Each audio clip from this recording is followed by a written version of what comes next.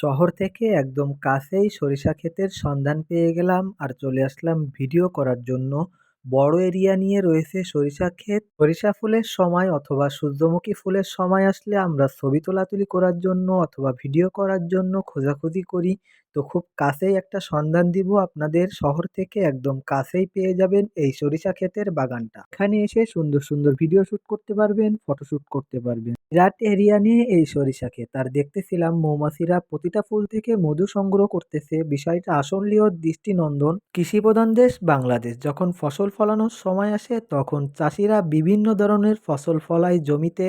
তার ভিতর যেমন সরিষা, সূর্যমুখী, ধান, গম, ভুট্টা, পাট, আরো অনেক কিছু। গ্রামের মানুষ আমরা মনে করি সরিষা ক্ষেত দেখার আবার কি আছে, কিন্তু শহরের মানুষরা সরিষা ক্ষেত, ধান, সূর্যমুখী, নদী নালা এগুলো পছন্দ করে থাকে। তো এ সময় আসলে শহরের মানুষেরা সন্ধানে ছুটে চলে প্রাকৃতিক সৌন্দর্য উপভোগ করার জন্য।